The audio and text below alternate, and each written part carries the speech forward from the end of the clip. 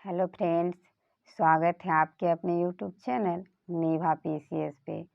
दोस्तों, आज हम लोग बिहार बीएड एंट्रेंस एग्ज़ाम जो 25 जून के होने की संभावना है उसके प्रीवियस ईयर क्वेश्चंस का एनालिसिस करेंगे। दोस्तों, प्रैक्टिस सेट 1, 2 और 3 हम लोग कर चुके हैं। आज के सेशन में प्रैक्टिस सेट 4 करेंगे। अगर आप नहीं देखे हैं तो चैनल पर प्लेलिस्ट बना हुआ है, एक बार ज़रूर देखिएगा। तो दोस्तों, 25 जून की एग्ज़ाम होने की संभावना है, तो समय अब ज़्यादा नहीं बचा हुआ है। तो इसी के मद्देनज़र हम लोग अगर प्रतिदिन एक सेट को अगर लगाते हैं तो अभी से भी 15 सेट लगाया जा सकता है। तो 15 सेट अगर लगा लेते हैं तो कुछ हद तक हम लोग जीएस सेक्शंस को कवर कर लेंगे। तो चलिए देखते हैं। तो ये जनरल इंग्लिश कम्प्रिहेंशन का क्वेश्चन है दोस्तों, इसको पढ़कर इसमें से आंसर चूज करके लिखना रहता है। तो आप लोग इसको बनाइएगा। और कुछ रीजनिंग्स का क्वेश्चन है, मैथ रीजनिंग भी रहता है दोस्तों, हम लोग जीएस सेक्शंस को कवर करेंगे। चलिए देखते हैं पहला क्वेश्चन। पहला क्वेश्चन है कि सन 1927 में ब्रिटिश सरकार द्वारा नियुक्त साइमन कमीशन का सरकारी नाम क्या था? तो साइमन कमीशन का सरकारी नाम इंडियन स्ट्यूटरी कमीशन था। ऑप्शन बी बिल्कुल सही है। साइमन कमीशन का गठन 1927 में हुआ था। यह इसका भारत आगमन, क्वेश्चन पूछता है कि साइमन कमीशन का भारत आगमन कब हुआ था? तो 1928 में हुआ था। कब हुआ था? 1928 में। और यह अपनी रिपोर्ट कब सौंपा था? साइमन कमीशन अपना रिपोर्ट कब सौंपा था? तो 1930 में सौंपा था। साइमन कमीशन जब भारत आया था तो उसके अध्यक्ष कौन थे? तो सर जॉन साइमन, याद रखिएगा, सर जॉन साइमन इसके क्या थे? अध्यक्ष थे। और 7 सदस्य था इसमें दोस्तों। देखते हैं नेक्स्ट क्वेश्चन। नेक्स्ट क्वेश्चन है कि चट्टान काटकर बनाया गया कैलाश का सुप्रसिद्ध मंदिर निम्नलिखित स्थान पर है। तो सुप्रसिद्ध मंदिर जो है कैलाश का, वह कहाँ है? तो एलोरा में है। ऑप्शन डी बिल्कुल सही है। 58 नंबर क्वेश्चन है कि जालियांवाला बाग हत्याकांड का बदला लेने के लिए निम्नलिखित में से किस व्यक्ति ने इंग्लैंड में जाकर जनरल डायर को गोली मारकर हत्या की थी? तो जनरल डायर को गोली मार की हत्या उधम सिंह के द्वारा किया गया था। अगर बात करें जालियांवाला बाग हत्याकांड, तो जालियांवाला बाग हत्याकांड 13 अप्रैल 1919 को हुआ था। 1919 को अमृतसर में, जगह का भी नाम बहुत बार पूछा गया है दोस्तों, तो याद रखिएगा, अमृतसर में हुआ था। और जो हुआ था जालियांवाला बाग हत्याकांड, इसके जांच के लिए हंटर आयोग का गठन किया जाता। क्वेश्चन पूछता है कि जालियांवाला बाग जो हुआ था उसके जांच के लिए किस आयोग का गठन किया गया था? तो हंटर आयोग। क्या था दोस्तों? हंटर आयोग। तो हंटर आयोग का गठन कब किया गया था? तो डेट याद रखिएगा, 12 अक्टूबर 1919 में। 12 अक्टूबर 1919 को हंटर आयोग का गठन किया गया था जलियांवाला बाग हत्याकांड के जांच के लिए। नेक्स्ट क्वेश्चन देखते हैं। सरदार वल्लभ भाई पटेल की तुलना निम्नलिखित में से की जाती है? निम्नलिखित में से किससे की जाती है सरदार वल्लभ भाई पटेल की तुलना? तो देखिए, ये इसका सही आंसर डी हो जाएगा, बिस्मार्क। भारत के बिस्मार्क या लौह पुरुष के नाम से सरदार वल्लभ भाई पटेल को जाना जाता है। और विश्व का किसे जाना जाता है दोस्तों? तो अगर क्वेश्चन आ जाए कि विश्व का बिस्मार्क के नाम से किसे जाना जाता है, तो विश्व का लौह पुरुष जो कहते हैं वो बिस्मार्क को कहते हैं। भारत का लौह पुरुष किसे कहते हैं? सरदार वल्लभ भाई पटेल को। और विश्व का लौह पुरुष जो है वो बिस्मार्क को कहा जाता है, इसलिए तुलना इनका बिस्मार्क से किया गया है। गैरिबाल्डी को क्या कहते हैं? तो इटली के एकीकरण का तलवार भी गैरिबाल्डी को माना जाता है। अगर बात करें मेजीनी का, तो मेजीनी को क्या कहा जाता है दोस्तों? तो मेजीनी को इटली का पैगंबर कहा जाता है। देखते हैं 60 नंबर क्वेश्चन। 60 नंबर में है कि निम्नलिखित में से कौन विश्व बैंक समूह में सम्मिलित है? विश्व बैंक समूह में कौन सम्मिलित है? तो अंतर्राष्ट्रीय वित्त निगम, अंतर्राष्ट्रीय विकास संघ, अंतर्राष्ट्रीय निवेश विवाद निपटारा केंद्र, ये तीनों जो है वह विश्व बैंक के समूह में सम्मिलित है। ऑप्शन डी बिल्कुल सही हो जाएगा। 61 नंबर क्वेश्चन है कि विश्व बैंक समूह के सदस्य के रूप में बहुपक्षीय निवेश प्रत्याभूति एजेंसी मीगा की स्थापना कब हुआ था? तो मीगा की जो स्थापना हुआ था दोस्तों, वह कब हुआ था? तो 1988 में हुआ था। याद रखिएगा, कब हुआ था? 1988 में। देखते हैं नेक्स्ट क्वेश्चन। नेक्स्ट क्वेश्चन क्या है?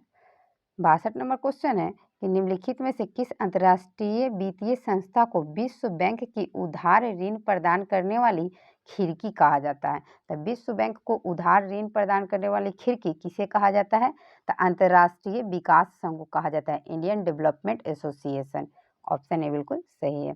63 नंबर क्वेश्चन है कि निम्नलिखित में से किस महाद्वीप में एक भी ज्वालामुखी नहीं है? तो ऑस्ट्रेलिया महाद्वीप में एक भी ज्वालामुखी नहीं है। 64 नंबर क्वेश्चन है कि यूरोप के 3 ओर से सागर से घिरे होने के कारण इसे किस महाद्वीप के उपनाम से जाना जाता है? तो यूरोप जो है दोस्तों वह 3 ओर से सागर से घिरा हुआ है, जिसके कारण इसे प्रायद्वीपीय का महाद्वीप कहा जाता है। ऑप्शन सी बिल्कुल सही है। 65 नंबर क्वेश्चन है कि दक्षिण अफ्रीका का क्षेत्रफल की दृष्टि से सबसे बड़ा देश ब्राजील है। निम्नलिखित में से कौन सा देश इस महाद्वीप का सबसे क्षेत्रफल की दृष्टि से सबसे छोटा देश है? तो सबसे बड़ा दक्षिण अफ्रीका का कौन है? तो ब्राजील। और सबसे छोटा तो उरुग्वे। ऑप्शन डी बिल्कुल सही है। 66 नंबर क्वेश्चन है कि ब्रिटिश सरकार द्वारा रैयतवाड़ी व्यवस्था का प्रचलन प्रारंभिक तौर पर कहाँ किया गया था? तो रैयतवाड़ी व्यवस्था मद्रास प्रांत में शुरू हुआ था। 67 नंबर क्वेश्चन है कि निम्नलिखित में से इंग्लैंड के हाउस ऑफ कॉमन्स द्वारा भारत के किस गवर्नर जनरल पर महाभियोग चलाया गया था? तो महाभियोग किस पे चलाया गया था दोस्तों? तो यह चलाया गया था वारेन हेस्टिंग्स पे। लॉर्ड कर्जन के समय ही 1905 में बंगाल का विभाजन हुआ था और विलियम बेंटिक के शासनकाल में 1829 में सती प्रथा का अंत हुआ था, जो राजा राम मोहन राय के सहयोग से हुआ था। इनका नाम जरूर याद रखिएगा दोस्तों, पूछा जाता है। नेक्स्ट क्वेश्चन है कि सितंबर 1770 की संधि के द्वारा मीर कासिम ने किन 3 जिलों ईस्ट इंडिया कंपनी को सौंपे? था 1770 में जो संधि हुआ अंग्रेज के साथ मीर कासिम का, तो 3 कौन कौन गांव को मीर कासिम अंग्रेज के हाथ में सौंप दिया? तब बर्दवान, चटगांव तथा मिदनापुर। ऑप्शन बी बिल्कुल सही है। 69 नंबर क्वेश्चन है कि निम्नलिखित में से किस घटना ने इंग्लैंड के सम्राट को भारतीय प्रशासन को अपने अधीन कर लेने के लिए प्रेरित किया? तो कौन किया था दोस्तों? तो यह प्लासी का युद्ध किया था। देखिए, प्लासी का जो युद्ध था वह 23 जून 1757 को हुआ था। कब हुआ था? 23 जून 1757 को। यह युद्ध जो था वह ब्रिटिश ईस्ट इंडिया कंपनी का भारत में पहली बड़ी जीत था, जिसके कारण उसका मनोबल बढ़ गया और इस घटना ने इंग्लैंड के सम्राट को भारतीय प्रशासन को अपने अधीन करने के लिए प्रेरित किया। अब पूर्ण रूप से अगर पूछा जाए कि किस युद्ध के बाद, तो बक्सर का युद्ध। तो बक्सर का युद्ध कब हुआ था? तो 22 अक्टूबर 1764 को बक्सर का युद्ध हुआ था।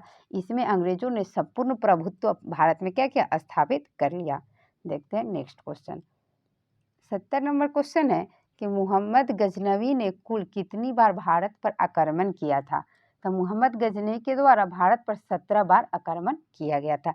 इसी में 1025 में दोस्तों ये क्या किया था? सोमनाथ मंदिर पे आक्रमण किया था। बहुत इंपॉर्टेंट क्वेश्चन है। 71 नंबर क्वेश्चन है कि निम्नलिखित में से 13वीं शताब्दी में राजस्थान के माउंट आबू के प्रसिद्ध दिलवाड़ा मंदिर किसने बनवाया था? तो दिलवाड़ा मंदिर तेजपाल के द्वारा बनवाया गया था। ऑप्शन बी बिल्कुल सही है। 72 नंबर क्वेश्चन है कि निम्नलिखित में से हड़प्पा किस नदी के किनारे स्थित है? तो हड़प्पा जो है दोस्तों वह रावी नदी के किनारे स्थित है। 73 नंबर क्वेश्चन है कि निम्नलिखित में से कौन सा स्थल घग्गर और उसकी सहायक नदियों की घाटी में स्थित है? तो घग्गर और उसकी सहायक नदी की घाटी में बनवाली स्थित है। 74 नंबर क्वेश्चन है कि भारत की सर्वप्रथम पूर्व पाषाणकालीन उपकरण रॉबर्ट ब्रूस को कब मिला था? तो 1863 में सबसे पहले रॉबर्ट ब्रूस को मिला था। 75 नंबर क्वेश्चन है कि निम्नलिखित पशु समूहों में से कौन सा समूह मोहनजोदड़ो की पशुपति मुद्रा पर अंकित था? तो मोहनजोदड़ो का जो पशुपति मुद्रा था उस पर किस जानवर का चित्र अंकित था? तो हाथी, भैंसा एवं गैंडा। ऑप्शन ए बिल्कुल सही है। 76 नंबर क्वेश्चन है कि निम्नलिखित में से भारत के किन 2 नगरों को जुड़वा नगर के नाम से जाना जाता है? तो भारत के 2 ऐसे नगर हैं जिनको जुड़वा नगर के नाम से जाना जाता है, हैदराबाद और सिकंदराबाद। हैदराबाद और सिकंदराबाद को जुड़वा नगर कहा जाता है। देखते हैं 77 नंबर क्वेश्चन। 77 नंबर क्वेश्चन है कि पाकिस्तान की सीमा भारत के किन राज्यों की सीमा साझा करती है, यानी किन राज्यों से इनकी सीमा लगती है। तो 77 का आपका सही आंसर हो जाएगा सी, जम्मू कश्मीर, पंजाब और राजस्थान। देखते हैं 78 नंबर क्वेश्चन। शेरशाह सूरी की मृत्यु कहाँ हुआ था? तो शेरशाह सूरी की जो मृत्यु हुआ था वह कालिंजर के किले में हुआ था दोस्तों। ऑप्शन सी बिल्कुल सही है। 79 नंबर क्वेश्चन है कि सविनय अवज्ञा आंदोलन की असफलता के पश्चात गांधी जी ने किस कार्यक्रम को महत्व दिया था? तो सविनय अवज्ञा आंदोलन जो 1930 में हुआ था, डेट याद रखिएगा 1930 में। तो 1930 में जो सविनय अवज्ञा आंदोलन हुआ था, उस आंदोलन के असफलता के बाद जब वह आंदोलन असफल हो गया था तो महात्मा गांधी ने ये जो आंदोलन थे उसके कामों को छोड़कर रचनात्मक कार्यक्रम को ज़्यादा महत्व देने लगे थे। देखते हैं 80 नंबर। 80 नंबर क्वेश्चन है कि वह गणिका कौन थी जो गौतम बुद्ध के प्रभाव में बौद्ध भिक्षुणी बन गई? तो वह कौन थी? तो अम्रपाली। ऑप्शन सी याद रखिएगा। अगर बात करें गौतम बुद्ध का, तो गौतम बुद्ध का जन्म दोस्तों 563 ईस्वी में लुम्बिनी में हुआ था। याद रखिएगा कि इनका जन्म कब हुआ था? 563 बीसी लुम्बिनी में। इन्होंने सबसे पहले अपना जो उपदेश था वह सारनाथ में दिए थे। कहाँ दिए थे? सारनाथ में, जिसको धर्म चक्र परिवर्तन के नाम से जाना जाता है। देखते हैं 81 नंबर क्वेश्चन। 81 में है कि महात्मा गांधी को सर्वप्रथम राष्ट्रपिता कहकर किसने संबोधित किया था? तो महात्मा गांधी को सबसे पहले राष्ट्रपिता सुभाष चंद्र बोस के द्वारा कहा गया था। विंस्टन चर्चिल के द्वारा महात्मा गांधी को अर्धनग्न फकीर महात्मा गांधी को कहा गया था। और रविंद्रनाथ टैगोर के द्वारा सबसे पहले महात्मा की उपाधि महात्मा गांधी को दिया गया था। देखते हैं 82 नंबर क्वेश्चन। 82 में है कि इसबगोल निम्नलिखित में से किस राज्य की महत्वपूर्ण नकदी फसल है?